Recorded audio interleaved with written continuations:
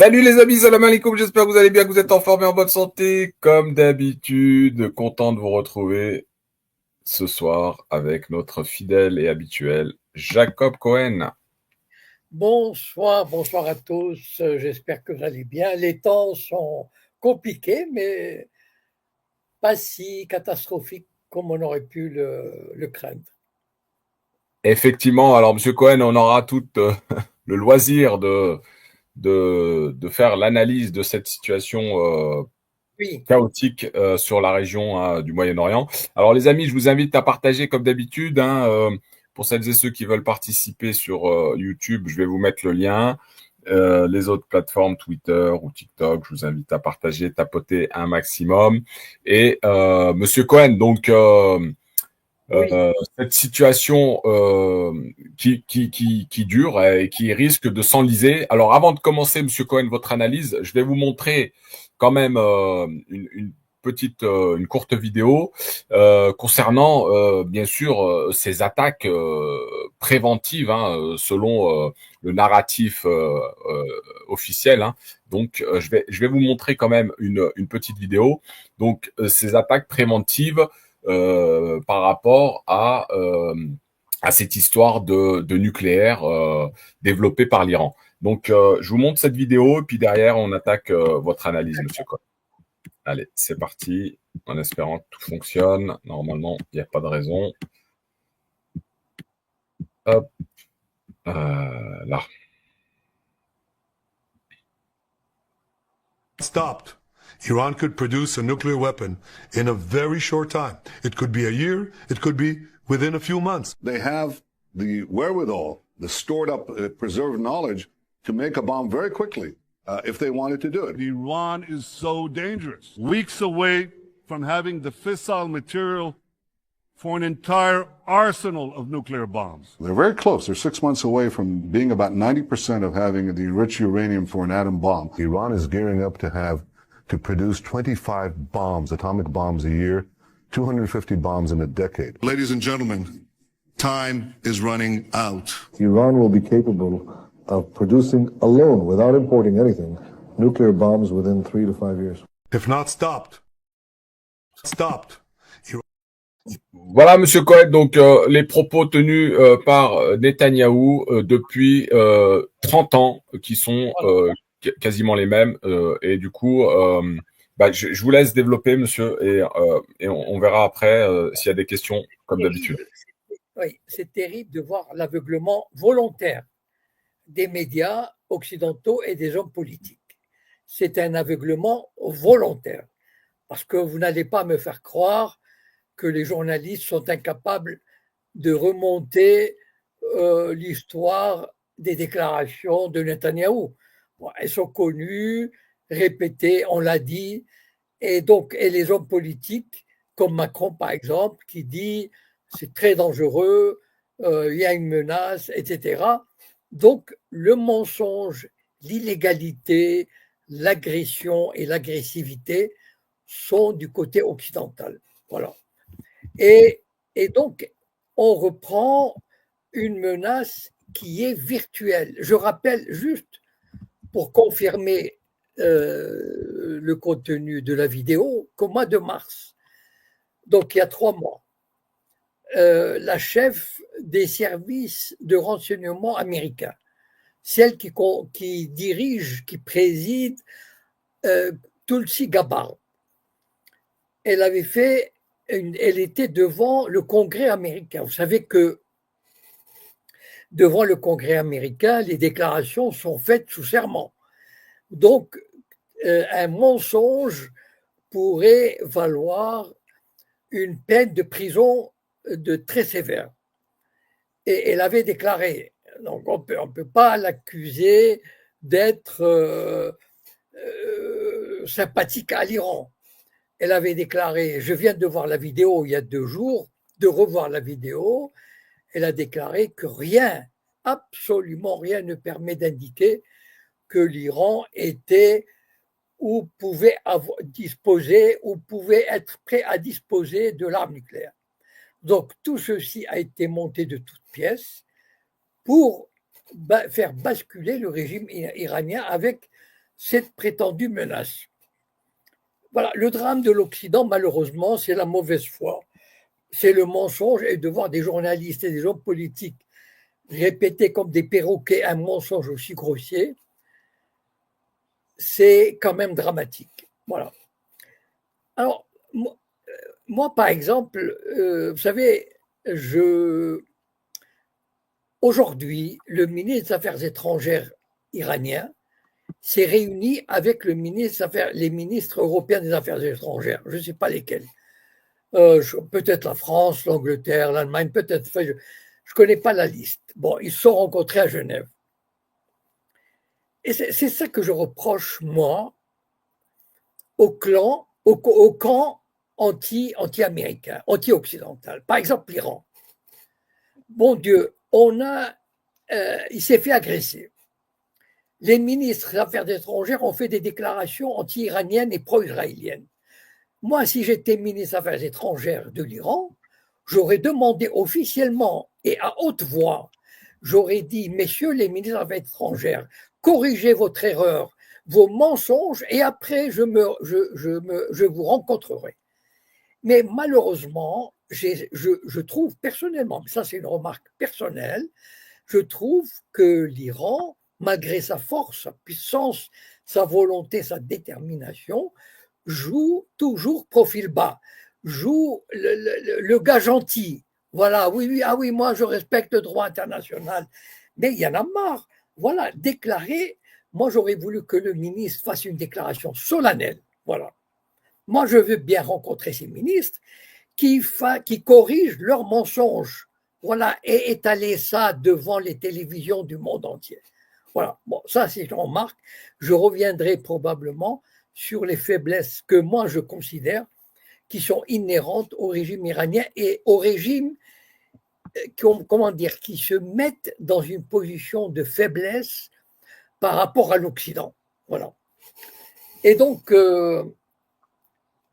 oui, par rapport à la vidéo, et bon, manifestement, il est évident que c'était un prétexte et qu'on a voulu faire effondrer le régime iranien. Ce qui aurait pu se faire d'ailleurs. Vous savez, l'attaque la nuit du 12 au 13 était terrible parce que il y a eu des dizaines, peut-être des centaines de responsables qui ont été assassinés. Le chaos régnait à Téhéran, partout. On ne savait pas qui allait se faire descendre, qui était en vie. Et puis 200 avions se sont envolés impunément. L'Iran a négocié avec les États-Unis et croyait qu'il était à l'abri de toute attaque. Bon, encore une fois, voici une preuve d'une certaine naïveté. Je ne sais pas si l'Iran va la corriger. En tout cas, c'est un régime peut-être normal, sans grande force, aurait pu s'effondrer cette nuit-là.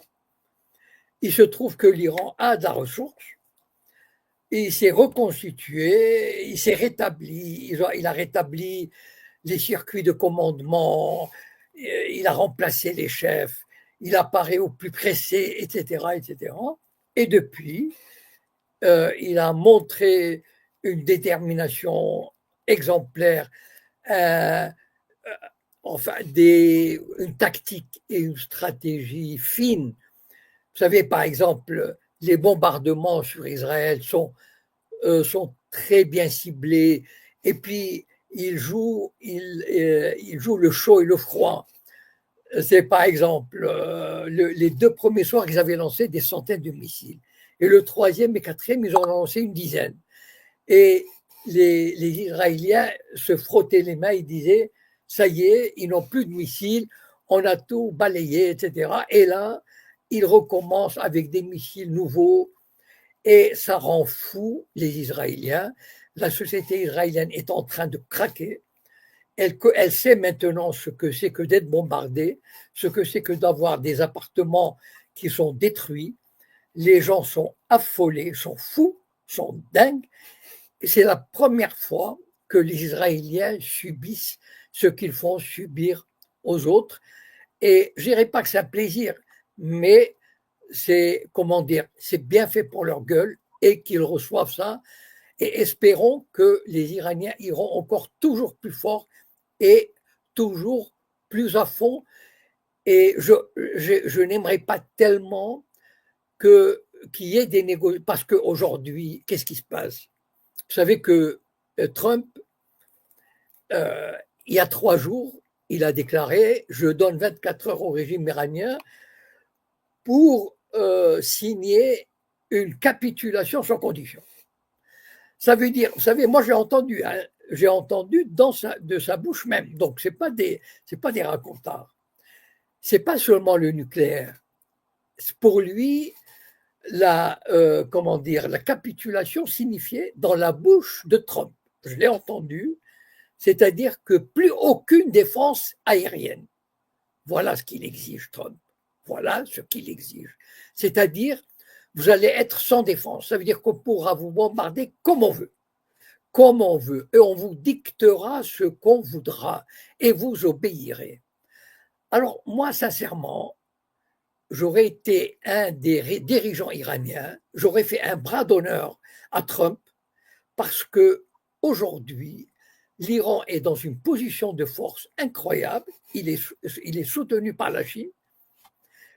La Chine envoie des cargos, une chaîne de cargos aériens pour fournir l'Iran sur tous les plans, du renseignement, des missiles, etc. L'appui russe, je ne connais pas très bien de comment il est, mais l'Iran s'en tire très bien. Si l'Occident, aujourd'hui, Trump, il y a 3 jours, il a dit: retenez-moi, sinon je vais bombarder tout de suite. Eh bien, aujourd'hui, hier, le porte-parole de la Maison-Blanche a déclaré que Trump va attendre 2 semaines. Bon. Maintenant, ceci dit, il faut toujours se méfier des Yankees. Vous savez, ce sont des diables. Trump pourrait dire aujourd'hui: je vais bombarder, je vais bombarder. Je prendrai ma décision dans 2 semaines, mais peut-être pour endormir les Iraniens, peut-être pour leur dire: oui, bon, je vais rien faire pendant 2 semaines. On ne sait jamais avec ces diables. Vous savez, je vais élargir un peu le débat, et je trouve que le camp, le Sud global, voilà, comme la Russie, la Chine, l'Iran, l'Inde, ils ont tort de négocier de manière honnête avec l'Amérique. L'Amérique, c'est un putain de pays, c'est la calamité de l'humanité, voilà, que Dieu a envoyé sur Terre. Depuis 2-3 siècles, ils ne font que des guerres et des génocides. Voilà. Et donc, j'estime personnellement que lorsqu'on est des puissances comme la Chine, la Russie, l'Iran, etc., on ne peut négocier avec cet État qu'avec le sentiment qu'il va trahir et que donc il vaut mieux prendre les devants et qu'il ne faut jamais les croire. La leçon à tirer, c'est ça. Voilà. Très bien, merci Monsieur Cohen pour votre première partie concernant la situation. Alors les amis qui sont sur Twitter ou sur les autres plateformes, et je vous invite à partager éventuellement pour celles et ceux qui veulent intervenir, comme d'habitude, vous faites la demande. Il y aura un premier intervenant qui est là, Saïd, je vais te donner la parole dans quelques instants. Monsieur Cohen, êtes-vous surpris justement de la capacité à répondre de l'Iran, hein, concernant cette riposte? Et on voit que tous les jours il y a des bombardements, hein, de part et d'autre, et ça a l'air de durer. Qu'en pensez-vous? Alors, la semaine dernière, j'ai exprimé, une espèce d'hésitation sur la capacité de l'Iran à répondre, non pas tant sur ses capacités stratégiques, balistiques. L'Iran, on le sait, dispose des moyens nécessaires. Mais est-ce que le régime... Je me posais 2 questions. Est-ce que d'abord, le système de commandement, le gouvernement, etc., l'organisation militaire du renseignement était encore debout, organisée, cohérente, Et est-ce qu'elle avait l'intention de s'engager dans un combat qui pouvait paraître perdu d'avance, qui pouvait paraître, je dis bien, d'accord? Parce que quand on a subi cette nuit-là, vous ne pouvez pas imaginer. J'ai revu des images vendredi matin. En Israël, on buvait du petit lait. C'était magnifique. On était heureux, mais il faut voir l'euphorie qui régnait dans les studios de la télévision israélienne, j'imagine LCI, etc., mais je ne les ai pas regardés, mais j'imagine, parce qu'on avait l'impression qu'on avait vraiment, ça y est, on avait remporté la bataille décisive. Voilà. Et donc, moi, je me posais la question, est-ce que l'Iran, même avec ce qui lui on savait pas, on ne sait pas ce qui lui est resté comme armement, etc. Mais à partir du moment où vous cassez les chaînes de commandement, etc., ça peut être difficile. Est-ce que l'Iran avait cette volonté de faire front et d'attaquer au risque de provoquer l'ire des États-Unis? Voilà. C'était pour moi, c'était la question, c'est pour ça que j'avais intitulé ma vidéo l'Iran au pied du mur, c'est-à-dire est-ce qu'il va réagir? Et là, l'Iran a montré, au-delà de toute possibilité, au-delà de toute hésitation, de toute ambiguïté, que c'est un grand pays, un grand peuple, une grande nation, une grande armée, et qu'il était prêt à affronter n'importe quel adversaire, et il le fait avec une intelligence extraordinaire, un sens du timing, de la stratégie qui est vraiment...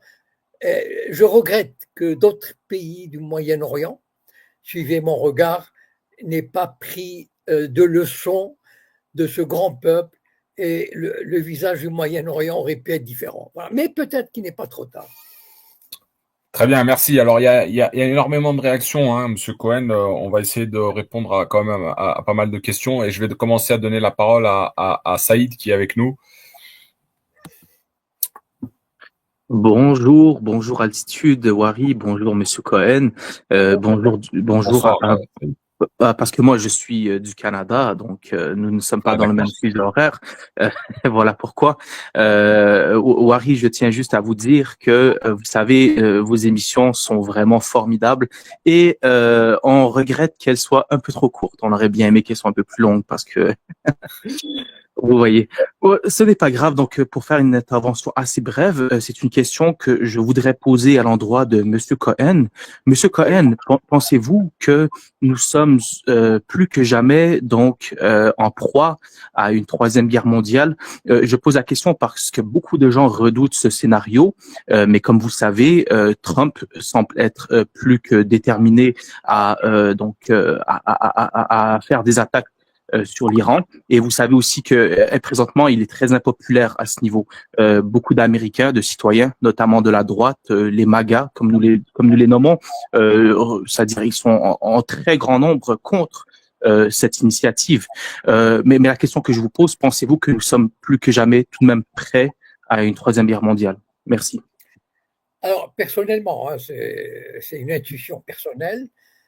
On n'est pas du tout proche d'une troisième guerre mondiale. Bon, entendons-nous, une guerre mondiale, ça veut dire une guerre avec toutes les forces entre les grandes puissances, au moins les deux grandes puissances, la Russie et les États-Unis, éventuellement la Chine et des pays européens.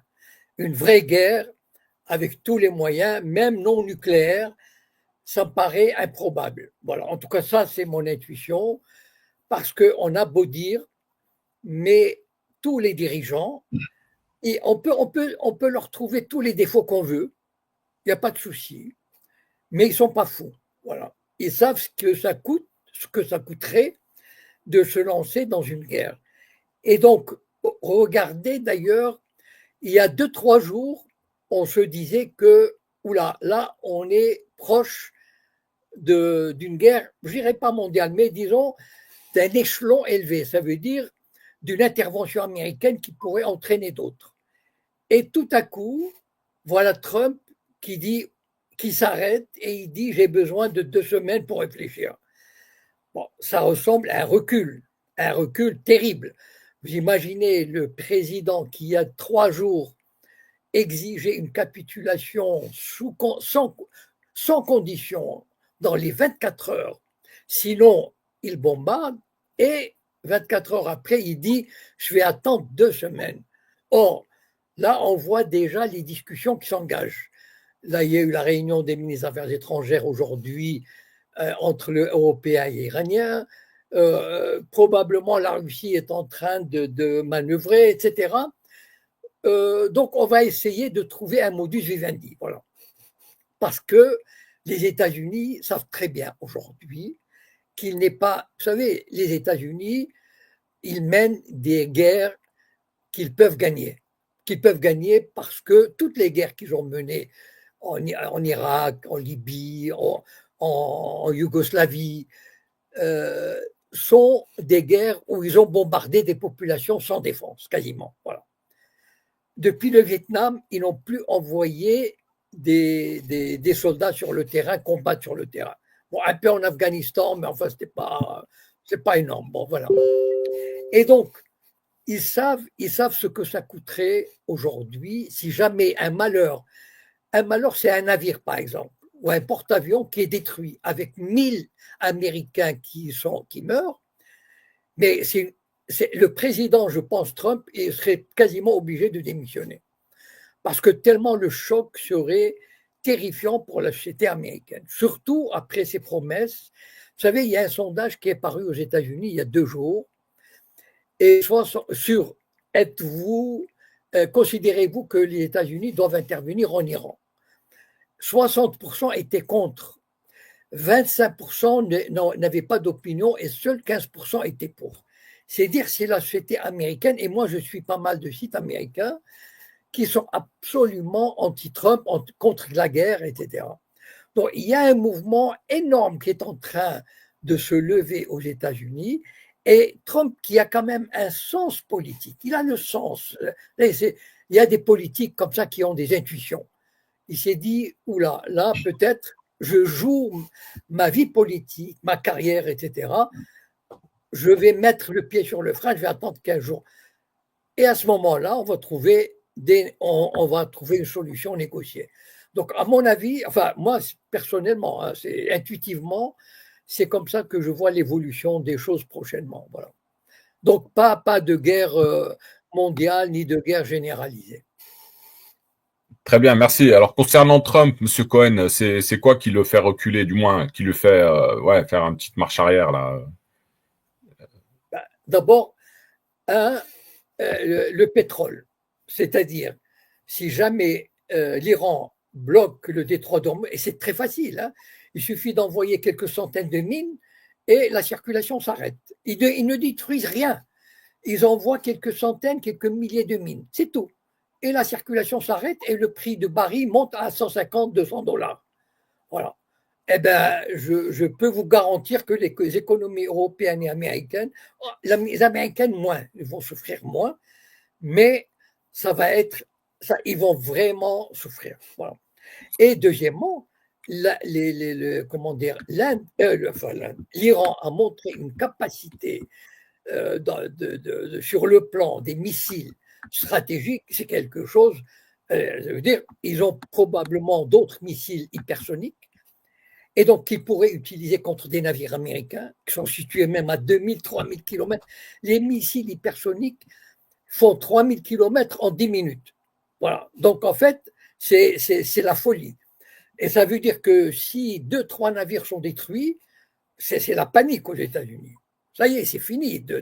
Donc, Trump a jugé probablement, a estimé, on a dû lui dire qu'il a dû demander aux militaires qu'est-ce que vous en pensez, etc. Et il s'est libéré, à mon avis, parce qu'il y avait des pressions terribles sur lui pour qu'il entre en guerre, notamment du lobby sioniste. Et il s'est libéré de cette contrainte pour le moment. Et il a dit, j'attends. Voilà. Et donc, bon, vous savez, tous les États en principe, la Russie, la Chine, même l'Iran, dans un sens, ont intérêt, peut-être pas Israël, mais à Israël, on peut très bien, l'Amérique peut lui faire admettre. Donc, tous les grands pays ont intérêt à ce que ça se calme. Voilà. Et Et donc, de toutes les façons, si ça se calme, ça sera une défaite politique et stratégique pour l'Occident. Parce que ça sera un coup fourré d'Israël, un coup fourré que les États-Unis ont cyniquement adoubé, ont cyniquement protégé, parce que pendant que les États-Unis négociaient depuis 3 mois avec l'Iran, ils savaient que l'Israël allait attaquer. Donc aujourd'hui, dans toutes les chancelleries du monde, on se dit, négocier avec les États-Unis, c'est très dangereux. Voilà. Et donc les États-Unis, déjà, quoi qu'il arrive, ont perdu une grande part de leur crédibilité diplomatique. Très bien, merci. Alors, M. Cohen, il y a une question sur le chat. Après, je donnerai la parole à Sparte qui est avec nous sur TikTok. C'est donc pourquoi dans le deal, les Européens à l'instant incluent de cesser la réduction balistique de l'Iran alors que ça n'a rien à voir avec le nucléaire. Ça, c'était. Excusez-moi, il y a une seconde question qui va avec. Pourquoi l'Iran n'a pas fait la bombe pour être tranquille lorsque Trump a décidé, a déchiré le deal de 2015, car il n'y a pas de confiance envers les Occidentaux? Je vais commencer par la deuxième question. Je suis désolé, tout à l'heure j'ai parlé de la naïveté iranienne. Je veux dire, quand la naïveté atteint ce niveau, on frise la connerie, on frise la stupidité, à mon avis. C'est-à-dire que l'Iran a toutes les capacités pour développer une bombe. Après tout, on n'a pas besoin de le dire. Elle a des montagnes dans lesquelles elle peut s'enfoncer et le faire. Elle est très proche, elle pourrait être très proche. Et une fois qu'elle a une dizaine de bombes, elle dit, j'ai une dizaine de bombes, et maintenant je vous fais un bras d'honneur. Si jamais vous touchez à quoi que ce soit, je lance une bombe sur Tel Aviv. Voilà, par exemple. Vous savez, la Corée du Nord, personne n'ose la toucher. La Libye, Kadhafi a fait une erreur magistrale. Au début des années 2000, il commençait à développer des armes. Je ne sais plus lesquelles, mais je sais qu'il commençait à développer des armes de destruction massive. Peut-être chimiques, peut-être nucléaires, je me souviens plus le détail. Et on l'a convaincu de renoncer à ces armes. Et vous voyez ce qui lui est arrivé. Donc en fait, malheureusement pour moi, l'Iran aurait dû depuis longtemps s'équiper de bombes nucléaires et au diable la morale islamique ou autre, au diable tout. Vous savez, ce monde est une jungle. Ce monde est une jungle. Encore une fois, il faut quasiment l'écrire dans tous les ministères iraniens. Et ce monde est une jungle et on doit se préparer comme dans une jungle. C'est-à-dire, vous savez quel est comment dire, le slogan du Mossad? Avec de la tromperie, on réussira. Ça, c'est le slogan officiel du Mossad. D'accord? Avec le tromperie, on arrivera, on réussira. Donc, en fait, ils basent tout sur les mensonges, les tromperies, etc. Il serait temps que l'Iran fasse preuve de moins de naïveté. Bon, quelle était l'autre question, s'il vous plaît, que vous m'aviez posée? J'ai oublié. Oui, M. Cohen, je vous répète la première question, c'était pourquoi dans le deal, les Européens, à l'instant, incluent de cesser la réduction balistique de l'Iran, alors que ça n'a rien à voir avec le nucléaire? Parce que les Européens sont les porte-parole d'Israël. Voilà. En fait, Israël avait 2 objectifs vis-à-vis de l'Iran. 1, le nucléaire, et 2, les missiles. Or, Obama, lorsqu'il a signé l'accord de 2015 sur le contrôle du nucléaire, il n'est pas allé jusqu'au missile parce que l'Iran a dit non. Voilà. Bon, après tout, voilà, ça n'a rien à voir. Et les Israéliens voudraient qu'il y ait un contrôle des missiles. Ça veut dire, par exemple, si l'Iran avait accepté de réduire sa capacité en missiles, si elle n'avait que des missiles qui font une portée de 200 km, elle pourrait se faire bombarder tranquillement par Israël sans aucune représailles. Et donc, les Européens, ils sont les porte-parole. C'est là, encore une fois, s'il vous plaît, ne faites jamais confiance aux dirigeants européens. Ils sont les porte-parole du régime sioniste. Voilà. Donc, quand ils disent quoi que ce soit sur l'État palestinien, sur ceci, sur cela, ne les croyez jamais. Ce sont les larbins du régime sioniste. Donc, les Européens disent il faut contrôler mais de quoi ils se mêlent, eux? L'Iran ne les a jamais menacés, mais là, ils sont les porte-parole du régime sioniste. Voilà. Donc, c'est ça. Et idéalement parlant, et je pense que cette fois-ci, enfin, l'Iran n'a jamais accepté de réduire, même quand il a signé l'accord de 2015, et ça m'étonnerait très, très fort, surtout après ce qui vient de se passer, que l'Iran accepte la moindre clause sur son programme de missiles.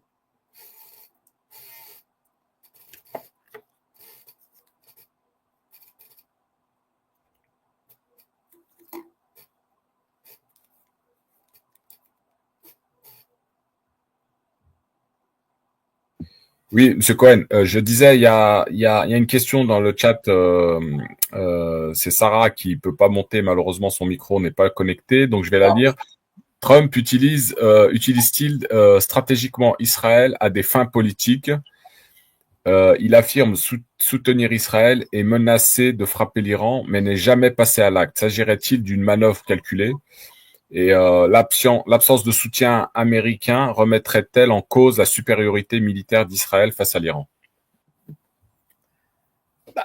C'est évident, sans soutien militaire américain, l'Iran ferait une bouchée d'Israël. De toute façon, ça se voit. Même avec le soutien américain, aujourd'hui, enfin, le soutien technologique, c'est-à-dire l'Amérique donne des armes.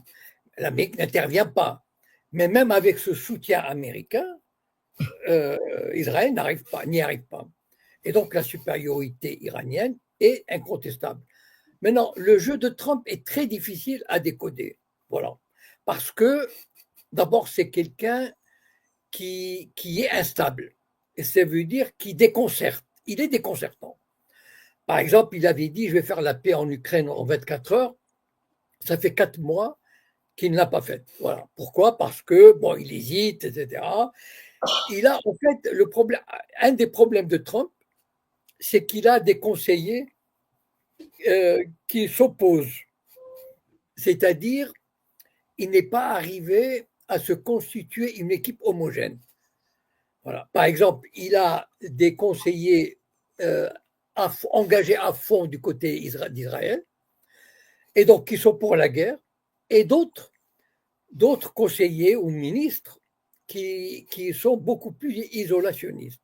Et donc, il écoute les premiers, il écoute les seconds, et il ne sait plus quoi faire, il ne sait pas quoi faire. Et c'est un homme déconcertant, c'est-à-dire, vous l'avez remarqué d'ailleurs, enfin, tout le monde l'a remarqué, qu'un jour il peut dire bon, j'abandonne l'Ukraine, le lendemain il donne des armes, etc. Enfin, on ne sait pas sur quel pied danser avec lui. Et donc, il est très. Ce qui est sûr, c'est que c'est quelqu'un qui ne peut pas jouer un mauvais tour à Israël. Voilà. C'est-à-dire, c'est quelqu'un qui est profondément sioniste, enfin profondément allié d'Israël. Donc, je le vois mal. Peut-être il pourrait éventuellement, par exemple, en retardant l'action de l'Amérique de 2 semaines, c'est quand même un mauvais coup porté à Israël, parce qu'Israël attendait impatiemment l'intervention américaine. Là, Israël est seul face à l'Iran pendant encore 2 semaines, enfin, s'il n'y a pas un cessez-le-feu d'ici là. Mais jusqu'à une intervention américaine possible, l'Iran est face à Israël. Et là, il n'y a pas photo. Enfin, je veux dire, la domination iranienne est, je dirais pas totale, mais elle fait beaucoup plus de mal à Israël que l'inverse. Et donc, le fait de ne pas appuyer, de ne rien faire, à part envoyer des armes, mais là, bon, le fait de ne rien faire pendant 2 semaines, en tout cas officiellement, après, vous savez, avec Trump, demain, il peut se réveiller et dire je vais attaquer, vous savez, bon, voilà. Donc, rien que ce fait-là, c'est déjà un mauvais coup portée à Israël. C'est-à-dire vous savez, aujourd'hui, moi qui suis quelques sites américains, je profite de l'occasion pour le dire, il y a un énorme courant, vraiment nouveau, mais qui prend une ampleur extraordinaire, avec des sites qui font des millions, qui ont des millions d'abonnés, des millions de vues, et qui déclarent il y en a marre d'appuyer Israël. Israël n'a rien apporté à l'Amérique. Israël a coûté trop de milliards à l'Amérique. Israël n'est l'allié en rien du tout. Il ne fait que nous enfoncer. Il faut arrêter. Et donc, il y a un courant extraordinaire qui est en train de monter, de prendre de l'ampleur. Et ça, c'est vraiment nouveau. Et qui disent, on vous emmerde, vous pouvez nous traiter d'antisémites. J'en ai rien à fiche. Et c'est quelque chose de nouveau, c'est-à-dire qu'il y a un ras-le-bol de l'Amérique profonde contre la domination sioniste aux États-Unis. Et je crois que c'est un phénomène nouveau. Et là, on assiste vraiment à un début de quelque chose où on verra que le lobby sioniste n'aura plus la même mise et aura de moins en moins d'influence aux États-Unis sur la politique américaine parce que les gens en ont marre, en ont assez. Ils le disent, ils le proclament et ils ont le courage. Il y a un colonel, par exemple, le colonel McCormack. Vous pouvez, si vous naviguez un petit peu sur les sites américains, le colonel McCormack. Il appartient à plusieurs états-majors américains. C'est quelqu'un d'exceptionnel. Il a fait il a publié des textes sur la nocivité d'Israël. Enfin, vraiment des textes très, très pertinents. Il a été exclu de l'armée. C'est une question qui date de 2-3 jours. Mais il faut voir les réactions qu'il y a aux États-Unis par rapport à ce renvoi. Donc, il y a un phénomène fantastique qui est en train de se créer aux États-Unis et qui peut avoir des conséquences énorme sur la suite des événements, sur les liens entre Israël et l'Amérique. Très bien, merci M. Cohen. On suivra ça de près éventuellement dans les prochaines semaines. Il y avait un intervenant donc sur TikTok, Sparte. Salam alaikum. Salam alaikum, merci Altitude, bonsoir Monsieur Cohen. C'est vrai que c'est une émission hyper intéressante. Alors moi je vous ai écouté parler au même titre que des citoyens dans le monde. On découvre, en fait on a eu des préjugés sur la capacité iranienne à répondre à l'entité sioniste et aujourd'hui on découvre que dès le début du conflit, ils ont envoyé leurs vieux missiles pour abattre le dôme de fer et ils commencent à sortir leurs missiles d'un point de vue technologique avancé. Ils en ont certainement d'autres.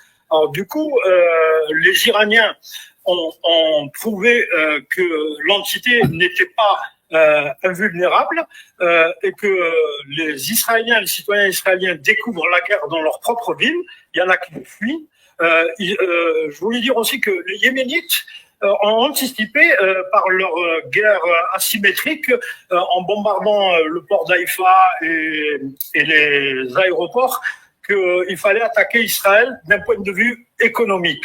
Alors moi, la question que je me pose, comme vous, je fais très attention à Trump parce que il est fourbe, il est capable. Moi, je pense d'envoyer une bombe sur l'Iran, alors que la CIA sait pertinemment. Elle a fait un rapport en disant que les Perses n'avaient pas encore la capacité nucléaire. Certains experts du Pentagone ont même dit à Trump de ne surtout pas aller en guerre parce que les Iraniens ont la capacité de les combattre et de les battre sur terre comme sur mer. Et les Iraniens ont averti qu'ils attaqueraient les bases américaines un peu dans toutes les monarchies. Mais moi, la question que je me pose, est-ce que le 7 octobre, on sait que le 7 octobre, il y a eu une manipulation du Mossad, etc. D'ailleurs, Benjamin Netanyahou ne veut pas d'enquête à ce niveau-là. Est-ce que cette attaque de l'Iran ne remonte pas à un plan bien préparé en avant, bien avant l'arrivée de Trump, dans une future hégémonie américano-sioniste de cette partie du monde, parce qu'ils ont quand même des bases un peu partout. Ils ont massacré la Syrie, ils ont massacré l'Irak. Et leur objectif, c'était peut-être aussi, à travers l'Iran, de contrôler le détroit d'Ormuz. Et c'est une guerre, en quelque sorte, économique. Et ce que je voulais rajouter, les Américains ont toujours soutenu l'entité sioniste. Ils sont responsables en partie du génocide qu'il y a à Gaza. Mais contrairement aux Russes et aux Chinois, les Américains, quand ils soutiennent à fond. Et s'il y a déflagration, moi, la question que je me pose, est-ce que les Chinois et la Russie seront en capacité d'aider les Iraniens, d'autant plus que l'économie chinoise dépend du pétrole iranien? Il y a quand même deux ou trois questions dans votre question, mais je vais essayer d'y répondre. Alors, d'abord, un peu d'histoire, si vous voulez bien. Vous savez qu'au début de l'an 2000, après le faux 11 septembre, enfin le fameux, l'État profond américain avait décidé de gommer 7 pays du Moyen-Orient. 7. Et il en avait dégommé 6, il restait le dernier, l'Iran. Voilà. Bon, l'Iran est un gros morceau. Et si l'Iran pouvait être dégommé, ça veut dire dégommé, c'est-à-dire renverser le régime et y placer un régime favorable. Par exemple, si on pouvait remettre le fils du Shah, à ce moment-là, l'Iran deviendrait un pion américain et entravera pas l'hégémonie, mais la puissance de la Chine sur la région. Et donc, ça serait, la cerise sur le gâteau, enfin, l'accomplissement total et idéal. Voilà. Or, le plan du Mossad, ce qu'ils ont réalisé dans la nuit du 12 au 13, c'est quelque chose qui a été préparé depuis des années, minimum 2-3 ans, minimum. Vous savez, ils ont installé des réseaux, enfin depuis des années, ils ont des réseaux, ils ont constitué des drones, enfin ils ont construit des drones, ils ont établi leur cible, etc., etc. Donc, ça demande, donc en fait, c'était le plus important était le timing, c'est-à-dire le plan était prêt. En fait, c'était un plan, comme j'ai dit au tout début de la vidéo, c'était un plan pour semer le chaos dans la société iranienne, c'est-à-dire dans les hautes sphères militaires, politiques, stratégiques, religieuses, les hautes sphères de la société iranienne. Et donc provoquer un affolement, une désorganisation, éventuellement un effondrement. Voilà. Et donc c'est ça. Et donc un plan pareil, ça nécessite des années de travail. Et j'ai écouté quelqu'un, j'ai oublié le nom, je suis désolé, qui avait parlé des avions parce que l'armée Israël a envoyé 200 avions. Bon. Donc, il aurait fallu avoir des points de ravitaillement parce que les avions pour faire l'aller-retour, etc. Et donc, il a expliqué que l'Allemagne, la France et la Grande-Bretagne étaient impliquées depuis des mois et des mois dans la préparation de ce coup. C'est-à-dire de ravitailler les avions israéliens qui allaient bombarder et qui revenaient. Donc, en fait, tout l'Occident, enfin, en tout cas, les principaux pays occidentaux étaient impliqués dans cette préparation. Donc, c'était vraiment un coup stratégique énorme, colossal. C'était un jeu d'échecs, enfin, c'était une partie d'échecs où tu gagnais quasiment, tu faisais tomber le roi ou la reine. Voilà, enfin, pour ceux qui connaissent un petit peu les échecs. Et c'est ça, le coup était bien, enfin, en tout cas, il semblait bien préparé et on pouvait estimer qu'il pouvait réussir. Et les Américains qui ont mené des négociations avec les Iraniens depuis 3 mois, ils le faisaient en les endormant, voilà, en leur faisant croire qu'on allait arriver à une solution pacifique, négociée, etc., etc. Et donc, en fait, là, on a assisté et on assiste à une partie d'échecs à un niveau quasiment mondial. C'est-à-dire, enfin, Je ne parle pas bien sûr des petits pays qui ne sont pas concernés, comme en Amérique latine ou en Afrique. Mais là, vraiment, c'est pour ça que la Chine a réagi avec beaucoup de fermeté et de rapidité. La Chine a compris que son développement économique, stratégique, politique, commercial était menacé par la perte de l'Iran. Et donc, la Chine a mis beaucoup de moyens. Bon, vous pouvez suivre des vidéos, etc. Donc, la Chine ne va pas lâcher ce morceau. Et donc, c'est là où on assiste à une grande partie d'échecs et qui, comme avec l'Ukraine, comme l'Iran a tenu et tient, et même semble avoir l'avantage, la partie d'échecs monstrueuse qui a été montée par l'Occident est en train de sombrer. Voilà. Comme la partie d'échecs montée grâce à l'Ukraine est en train de sombrer. Et je crois que l'Occident, enfin, il aura du mal à s'en relever. Alors, très bien, merci Monsieur Cohen. Alors, pas mal de questions, hein. Il y a Baptiste qui est avec nous sur YouTube. Je vais lui donner la parole et on fera un petit tour après des questions sur le chat. Bonsoir Baptiste. Bonjour. Bonsoir. Est-ce que vous m'entendez bien? Oui, oui. Alors, moi, j'ai deux questions. La première question, c'est si Israël est détruit, qu'est-ce qu'on va faire de tous ces psychopathes qui restent en Israël? Est-ce qu'ils vont essayer de revenir en Europe? Et est-ce qu'ils voudront faire une guerre civile pour effacer justement leur potentielle condamnation devant la justice, entre guillemets, européenne, occidentale, s'ils perdent, je dis bien s'ils perdent? Et ma deuxième question, c'est que pensez-vous de la flottille de Rima Hassan avec le Greta Thunberg, voilà. Parce qu'on sait que Greta Thunberg, elle n'est pas là pour rien, quoi. Donc, est-ce que vous pensez que, justement, c'est l'Open Society qui est derrière l'opération de la flottille pour Gaza? Voilà. Alors, la première question, je ne crois pas à ce stade que Israël puisse être détruit. Ça veut dire, enfin, en tant qu'État, en tant que gouvernement, en tant qu'armée, je ne crois pas du tout. Voilà. Ça veut dire que, enfin, c'est-à-dire que il ne faut pas, comment dire, il faut pas anticiper sur l'histoire. Voilà. L'histoire, à mon avis, ce régime est condamné, historiquement parlant, à long terme, c'est-à-dire sur une décennie, 2 décennies, etc.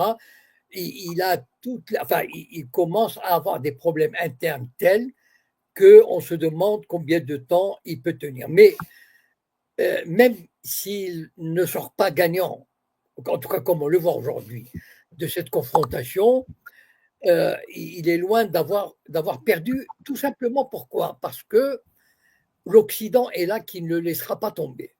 L'Amérique est là, elle ne le laissera pas tomber, et je ne pense pas que la Russie ou la Chine pousseront à la destruction de cet État. Voilà. C'est encore trop tôt dans l'histoire. C'est un événement qui arrivera, mais à son terme, c'est-à-dire peut-être dans une décennie, dans 20 ans. Mais aujourd'hui, aucun pays ne peut prétendre exiger la fin de l'État d'Israël. Voilà. Et ne serait-ce que parce que ce pays dispose de quelques dizaines de bombes atomiques qui se baladent dans des sous-marins. Et donc, je souhaite bonne chance à qui voudrait le rayer de la carte. Voilà, si on peut dire comme ça. Voilà. J'espère avoir bien répondu à votre première question. Donc, elle n'est pas à l'ordre du jour, cette question. Voilà. C'est-à-dire que même s'il y a aujourd'hui, mais disons, pas une défaite, mais quelque chose comme un revers militaire d'Israël, certains surtout si Israël reconnaît avoir fait une connerie, avoir raté son coup, mais il n'entraînera pas du tout, au contraire, il n'entraînera pas sa disparition. Voilà. On n'en est pas encore là. Voilà. Quant à la flottille, quoi dire? Voilà, je crois que j'en ai dit quelques mots, mais je vais essayer de redire quelques mots là-dessus. Avec toute la sympathie que j'avais pour la flottille, pour les gens qui ont participé, etc., je ne dis pas que c'était inutile. Ça montre à la face du monde certains côtés, etc.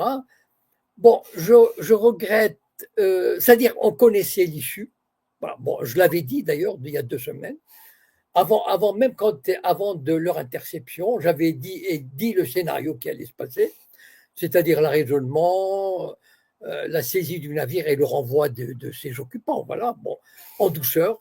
Israël n'avait pas intérêt à faire du grabuge autour. Ce que je regrette, personnellement, c'est qu'il n'y ait eu qu'un petit bateau. Voilà. C'est-à-dire qu'il n'y ait pas eu, je sais pas moi, une mobilisation d'une 50aine de flottilles, de navires ou de voiliers, comme ça, gaiement, faisant la fête, etc., qui vont chacun son rythme. Voilà. Mais je pense, le rapport de force est tel aujourd'hui que les gens qui protestent ont du mal à s'organiser, ont du mal à trouver des soutiens, parce qu'il n'est pas facile. Regardez l'Égypte, par exemple, dans quelle gêne ce pays se trouve. Il n'est pas facile aujourd'hui, dans le monde occidental, de montrer une forme de soutien aux Palestiniens. Voilà. Vous savez ce que ça coûte à des tas de gens, des syndicalistes, des intellectuels, une infirmière, un footballeur, etc. etc. Et donc, je regrette, c'est-à-dire qu'en fait, c'est dommage qu'il n'y ait pas une réflexion collective qui aurait réuni des tas de gens, soit qui pensent à une flottille, soit, comment dire, à des gens de divers horizons, divers pays, diverses nationalités, etc., et qui auraient pensé à quelque chose de grand, de grandiose, de festif. Et voilà, c'est resté à une initiative individuelle, certes courageuse, certes symbolique, mais qui a fini, encore, moi je dirais presque, qui a fini dans les meilleures conditions. Parce qu'on sait ce qui est arrivé à un navire turc en 2010, le navire Marmara, il y a eu 9 morts et 100 blessés. Et donc, vu les conditions, vu le cynisme, le machiavélisme israélien, ceux qui sont partis avec Rima Hassan et Greta Thunberg, s'en sont très bien tirés. Voilà.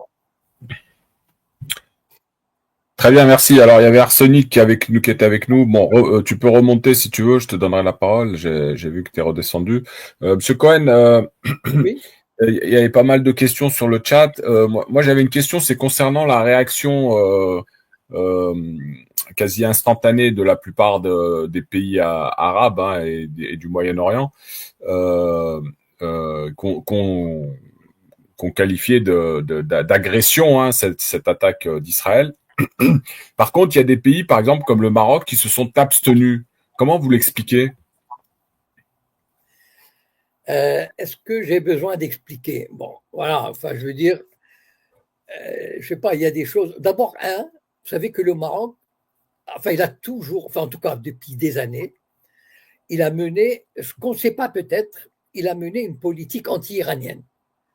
Et c'est quasiment dans l'ADN, en tout cas dans les 20 dernières années, par exemple, quasiment, il y avait par exemple une école iranienne qui a été fermée au Maroc ou plusieurs écoles. Les Iraniens qui vivent là-bas des organisations iraniennes sont harcelés. Et donc, déjà, le Maroc officiel avait exprimé une défiance vis-à-vis de l'Iran. Même avant cette confrontation, etc., il faut savoir que le Maroc, le régime marocain, la doctrine officielle marocaine, avait fait de l'Iran un ennemi, voilà, de la cause arabe ou ce que vous voulez. Voilà. C'est-à-dire que pour le Maroc, l'Iran, le régime islamique iranien, est un adversaire à combattre. Voilà. Peut-être pas par les moyens, par la guerre, mais en plus, on n'apprécie pas le chiisme. Voilà. Et donc, on combattait aussi cette forme qu'ils considèrent comme une déviance religieuse. Voilà. Donc, il n'est pas surprenant, rien que même s'il n'y avait pas l'alliance politique, économique, stratégique, militaire entre Israël et le Maroc, déjà, la défiance du Maroc vis-à-vis de l'Iran est historiquement fondée, établie, et donc le Maroc, tant qu'il peut prendre des positions anti-iraniennes, il le ferait, voilà, contre n'importe quel ennemi, à mon avis. Et d'ailleurs, j'ai été surpris quand j'ai découvert ça il y a quelques années. J'ai oublié dans quelles circonstances. En fait, ça m'avait surpris quand je me suis rendu compte à quel point il y avait quasiment du harcèlement contre tout ce qui représentait la culture iranienne, où il y avait peut-être un centre culturel. Enfin, je me souviens plus ce que c'était. Je me disais, mais pourquoi ils en ont contre eux, voilà. Et en fait, voilà, le régime marocain s'est toujours défié du régime iranien. Et donc, il ne serait pas étonnant d'ailleurs que le Maroc se mette du côté, en tout cas, bon, peut-être pas du côté parce que ça se fait pas, mais secrètement, il soutiendrait Israël et officiellement, il ne verserait pas une larme ou ne publierait pas un communiqué en faveur de l'Iran. Voilà. Oui, alors il y a cette question du Sahara occidental. Selon le Maroc, l'Iran soutiendrait donc le Polisario. Par contre, j'ai un peu regardé, j'ai essayé de chercher quelque chose dans ce sens, mais il y a des démentis de l'Iran concernant cette affaire du Sahara occidental. Et l'Iran dit même que cette affaire est montée de toutes pièces d'Israël et des États-Unis, justement pour alimenter, bien sûr, cette haine du régime iranien. C'est possible, oui. Je ne connais pas la position, mais il est possible que l'Occident monte l'Iran contre le Maroc, enfin, en leur disant, voilà, il a pris ses positions, etc. Voilà, ouais. C'est bien possible.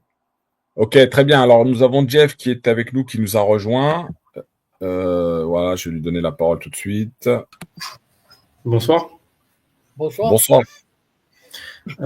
J'avais une question par rapport à la Russie dans cette histoire. Moi, la question que je voulais poser, c'est qu'on a quand même l'impression que la Russie est incapable de protéger ses alliés, puisqu'il faut quand même rappeler que la Russie n'a pas défendu la Libye à l'époque.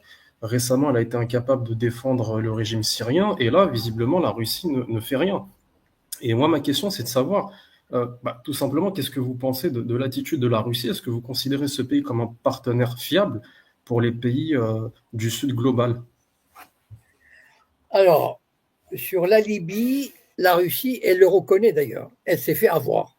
Elle s'est fait manipuler par l'Occident. À l'époque, la Russie n'était pas très forte. Et la Russie, comme d'autres pays, malheureusement, tout à l'heure, je parlais de la naïveté de certains pays par rapport à l'Occident, ont tendance à les croire. Vous savez, par exemple, la Russie avait cru l'Amérique quand on leur disait on n'élargira pas l'OTAN au-delà de l'Europe de l'Est. Voilà. Bon, malheureusement, la Russie a eu la naïveté de croire. Voilà. Qu'est-ce que vous voulez que je vous dise? L'Occident a cette capacité de manipuler les esprits, les États, en leur faisant croire. Regardez comment ils ont manipulé l'Iran. Pourtant, l'Iran, c'est pas des. Enfin bon, en tout cas, ils ont manipulé l'Iran. Voilà. Ils leur ont fait croire qu'on va négocier, etc., patati patata. Et en attendant, ils ont baissé la garde. Donc la Russie, en 2008 ou 2009, il y a eu une résolution du Conseil de sécurité. Et l'Occident a demandé à la Russie de s'abstenir parce qu'il n'allait pas faire une... Enfin, bon, j'ai oublié les détails, mais vous pouvez les retrouver si vous faites des recherches. La France, les États-Unis, enfin bon, l'Occident a demandé à la Russie de ne pas s'opposer au Conseil de sécurité sur une résolution pour, soi-disant, protéger des populations, la ville de Benghazi, je crois, d'être bombardée, mais uniquement sur ça. La Russie les a crus et n'a pas opposé son veto. Et donc, les Occidentaux ont profité de ce feu vert donné par le Conseil de sécurité pour mener l'attaque contre Kadhafi et l'assassiner. Voilà. Et la Russie s'est fait avoir. Voilà, tout simplement. Vous savez, c'est comme quelqu'un qui se fait avoir. Voilà, il s'est fait. Et il a mal pris, mais c'est comme ça. Voilà. La Russie, bon, ben, elle a été naïve. Bon, vous savez, et puis elle n'était pas encore en état de s'opposer. C'est pas pareil. La Russie de 2008 ou 2009 n'est pas celle de 2022. Voilà. La Russie face à la Syrie, c'est aussi un autre problème. Moi, d'abord, je vais répondre à la question fondamentale que vous posez. Je crois que la Russie, c'est un pays fidèle à ses engagements de solidarité, de droit international, de traités. C'est très important. C'est un pays qui est scrupuleux, qui respecte ses engagements avec scrupule. Il est très fidèle. Donc, ce n'est pas un pays menteur, ce n'est pas un État qui manipule comme les États-Unis, comme la France, etc. Et donc, si la Syrie, c'est la Syrie qui s'est effondrée parce que le régime était pourri de l'intérieur. Plusieurs témoignages, à l'époque on avait fait une vidéo là-dessus, je crois, si mes souvenirs sont bons, il y a eu plusieurs témoignages. Cette armée, l'armée syrienne, qui était supposée défendre le pays, s'est effondrée en quelques jours. Il y a des généraux qui ont été corrompus, achetés, il y a des milliers de soldats qui ont fui, qui ont déserté, et la Russie ne pouvait rien faire. C'était un pays, la Syrie était un pays gangréné de l'intérieur. Voilà, c'est un pays qui, vous savez, c'est comme un corps qui a l'air solide, costaud, etc. Mais il y a une gangrène à l'intérieur. Mais on ne la voit pas, la gangrène. Et lorsque le corps s'effondre en quelques jours, on se dit « Ah, mais comment ça se fait ?» Eh bien, la Syrie, c'était ça. Voilà. Et malheureusement, on en a parlé, mais je n'ai plus les souvenirs exacts. Mais je me souviens, par exemple, d'une ville comme Alep, où en un jour ou deux, toute la garnison a fui. C'était la débandade de la garnison. Enfin, je veux dire, toutes les villes, quasiment, les islamistes ont pris ville par ville en un jour. C'est pas possible. Donc, en fait, c'est pas la Russie. Et maintenant, je vais vous raconter une anecdote sur l'alliance entre l'Iran et la Russie. Vous savez que il y a quelques jours, Alexandre Dugin avait dit que la Russie avait proposé à l'Iran un traité d'alliance avec l'article sur le soutien militaire réciproque en cas d'agression. Et l'Iran a refusé. J'ai fait quelques recherches et je suis arrivé à l'observation suivante. En fait, la Russie, effectivement, avait proposé à l'Iran cet article. L'Iran elle considérait cet article avec bienveillance. Regardez le cynisme des Américains. Moi, je suis sidéré par le cynisme des Américains et la naïveté des pays comme l'Iran.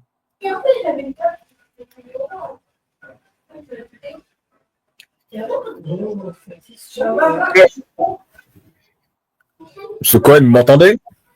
Oui, mais je ne sais pas d'où viennent ces bruits là, je ne sais pas. Ah, excusez-moi, attendez, allez-y. Bon, et donc, pendant ces négociations, vous savez, ces 3 mois de Trump, les Américains ont dit aux Iraniens, cet article, il nous gêne. Vous savez, si vous voulez négocier de bonne foi, vous voulez négocier avec nous de bonne foi, montrez-nous votre bonne foi. Les Américains, les Yankees, les salopards de Yankees, ils ont dit aux Iraniens, montrez-nous votre bonne foi, que vous voulez négocier vraiment sincèrement et que vous ne voulez pas, enfin, que vous n'allez pas vous allier avec la Russie, etc. Renoncez à cet article. Eh bien, les Iraniens ont renoncé à cet article et ils ont dit aux Russes, on n'est pas intéressé par cet article. Et donc, la suite, vous la connaissez, c'est-à-dire que l'Occident a pu, enfin l'Occident, Israël, le chien de garde de l'Occident a pu attaquer l'Iran sans que la Russie intervienne.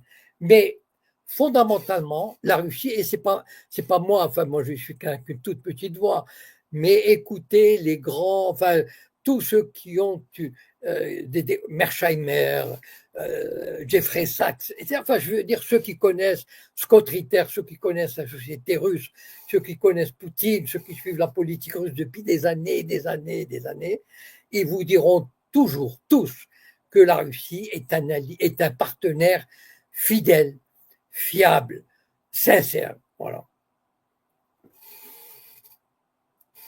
Alors, il y a Jeff qui a posé la question, qui voudrait peut-être rebondir ou rajouter quelque chose.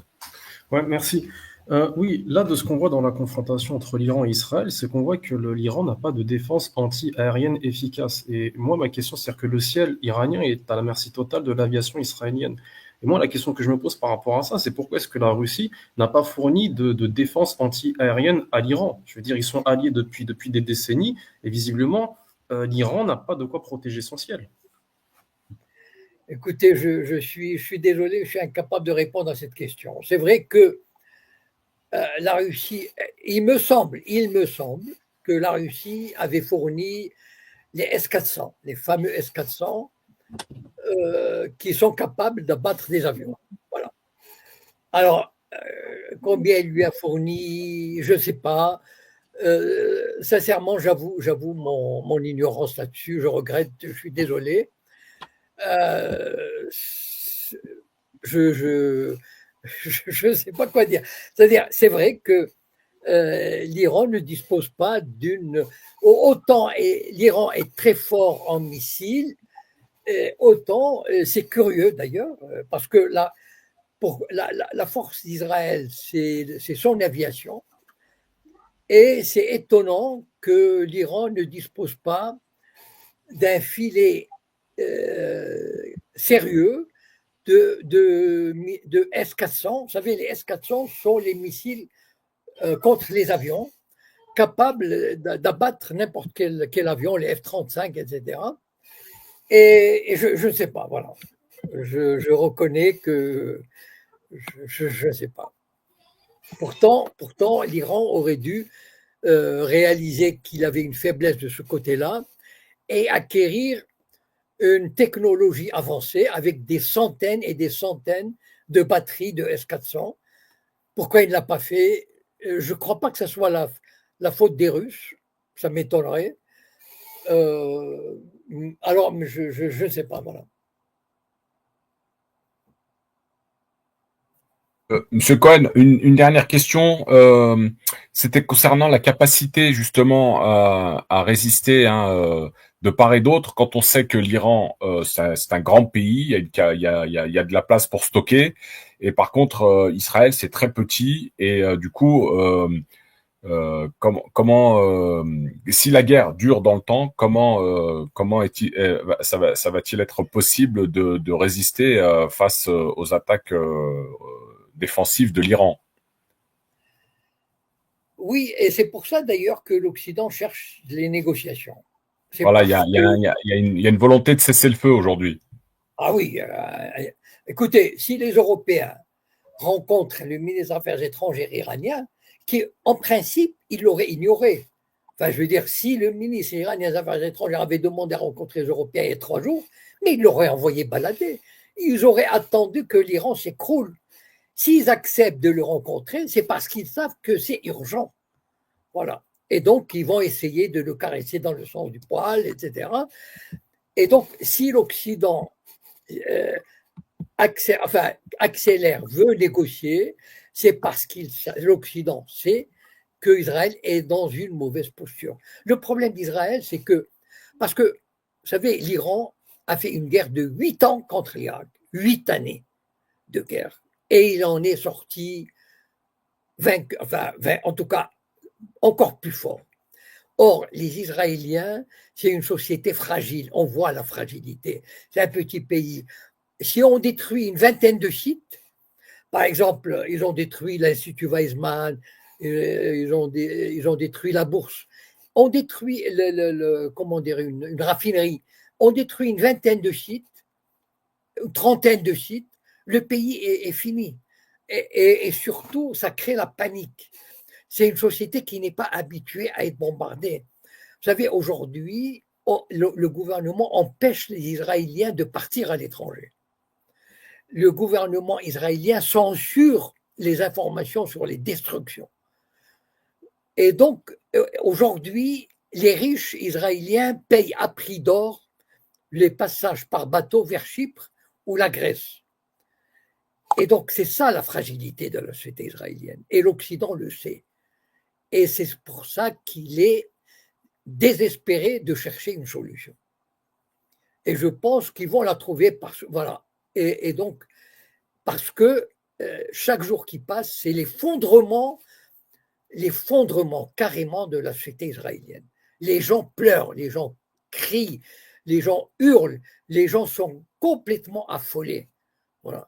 Et je pense que dès que la guerre s'arrêtera, des dizaines de milliers partiront, parce qu'ils pourront plus vivre dans cet enfer. Et c'est ça, cet effondrement que l'Occident veut éviter.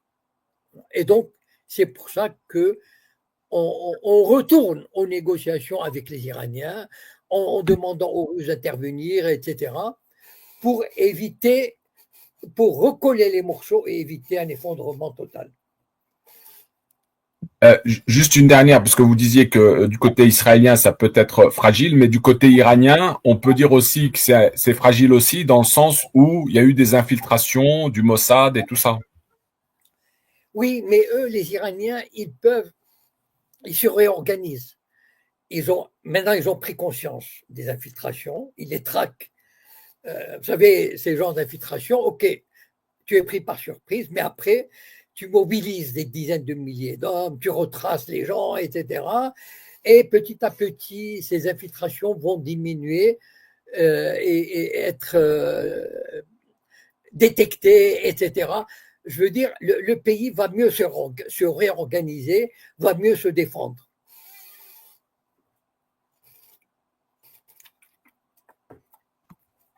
Bon, très bien. Merci, M. Cohen. On aura fait le tour de la question ce soir. On se donne rendez-vous la semaine prochaine. Excellent week-end à vous.